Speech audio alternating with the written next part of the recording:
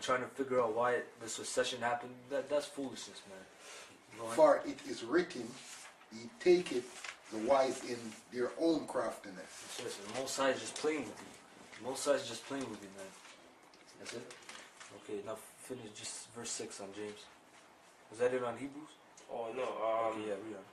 Okay, like,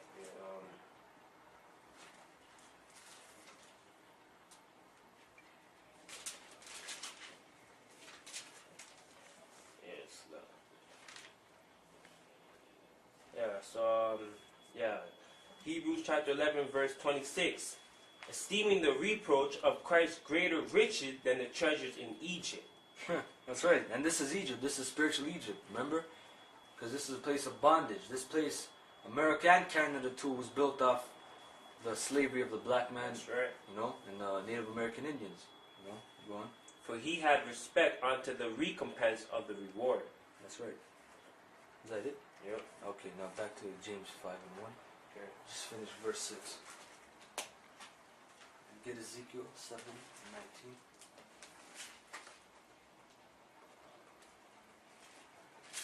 James chapter 5. Verse 6.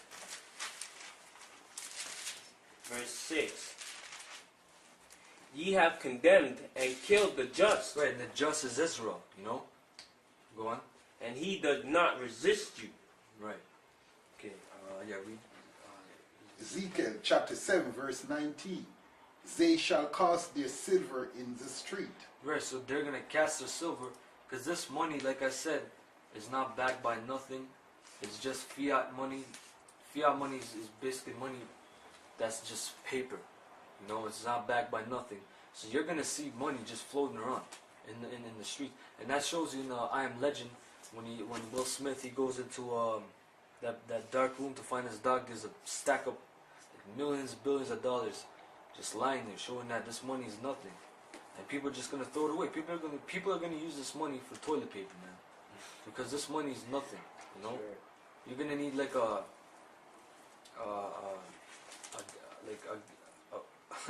bucket, a gallon bucket full of money just to get a loaf of bread. You know, because this money is being devalued as we speak. You know, it's not because it's not just prices going up. There's a reason why the prices are going up of inflation, because the money is being devalued. You know, you can't devalue gold. Gold is a standard, man. You know, that's an official standard. Go on. And their gold shall be removed. That's right. And that's why them cash money and that fucking Khazar, I'm the cash man, that fucking faggot, he's trying to take your gold. He's smart, yo. He's smart, he's a Khazar, because he's like, oh, give me your gold, I'll give you this nice $100 bill, you know, with some nice printing pictures on, you know. But while he's taking your silver and your gold, you dumb people, you know, I'll just get a quick buck from my gold necklace. You people are so dumb. You don't even, you know, you can get a food worth of a week's food. It's like a week's worth of food for like an ounce, 2 ounces of gold, you know. And you're gonna need like $1 billion for a loaf of bread. And I'm not joking. In Africa, I forget where, I think it's $1 million for a loaf of bread. Literally $1 million, because the money's devalued over there, you know. So that asshole, that Khazar, I'm the cash man. He's taking your gold, and he has like a big supply of gold. So when that famine comes, he's gonna be good, man. He's gonna have women. He's gonna have food. But you know what? The Most High is not gonna let him get away with that. He's gonna have some guys jump in and kill his ass and take his, you know. But I'm just showing you how stupid people are, because you think you can get a quick buck, which that's not real money, man. You know. Go on. Their silver and their gold shall not be able to deliver them in the day of the wrath of the Lord. That's right. They shall not satisfy their soul, neither fill their bowels. Right, their bowels is the stomach, so you're not gonna have food in your stomach, man. You're gonna be growling. Able to deliver them in the day of the wrath of the Lord. That's right. They shall not satisfy their soul, neither fill their bowels. Right, their bowels is the stomach, so you're not gonna have food in your stomach, man. You're gonna be growling. Go on. Because it is the stumbling block of their iniquity. That's right. It's a stumbling block, man. You know, it's that stumbling block you can't pass for all the iniquity and all the bullshit you did, you know? So we're just going to show you this one video I found on YouTube, just on economic collapse. Just watch this one now. Would there be a run on the dollar because of the growing public debt and budget deficit in the U.S.?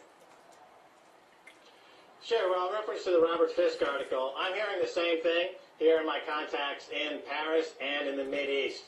So I'm hearing the same story. What I'm also hearing is that the basket of currencies that will replace the U.S. dollar will be much more heavily weighted in gold bullion. As much as 50% of the new currency scheme will be weighted in gold bullion.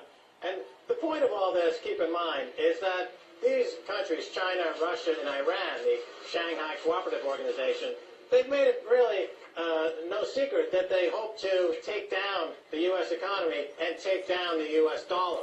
And this is a move toward taking down the U.S. dollar, and no secret that they hope to take down the U.S. economy and take down the U.S. dollar. And this is a move toward taking down the U.S. dollar and the U.S. economy by shifting the way oil is priced out of the world reserve currency, the dollar, which gives America an incredible free pass to finance wars and occupations around the world. China, Iran, and Russia don't want to finance America's military adventures in Afghanistan and Iraq and possibly Iran by allowing the U.S. to have the Afghanistan and Iraq and possibly Iran by allowing the U.S. to have the world's reserve currency, the U.S. dollar, which gives them this what they call coinage, or the ability to make a profit on every single transaction that is done around the world because it's all done in U.S. dollars. So this is really another step toward the U.S. economy collapsing, and the U.S. step toward the U.S. economy collapsing, and the U.S. as a major global power collapsing. Well, you said that China and Russia are interested in collapsing the U.S. economy, but those countries, plus Japan and the Gulf states, all hold big dollar reserves. So do you think they're interested in really collapsing the U.S. economy? Yes, well, they're fed up. First of all, that's why you see the gold price moving up right now. It's hitting new all-time historic highs as a way to hedge against the dollar collapse. They're trying to do it in a way that's slower rather than fast. This is a done deal. It's in a way that's slower rather than fast. This is a done deal. It's baked into the cake. The U.S. dollar will no longer be the world reserve currency, certainly by 2018, but I have a feeling, based on what I'm hearing and the information that I have just learned in the last 2 hours, that this time schedule that Robert Fisk is portraying, 2018, things are going to be happening a lot faster. That's right. Well, which currencies do you think that could replace the dollar? It's going to be hopefully 2010.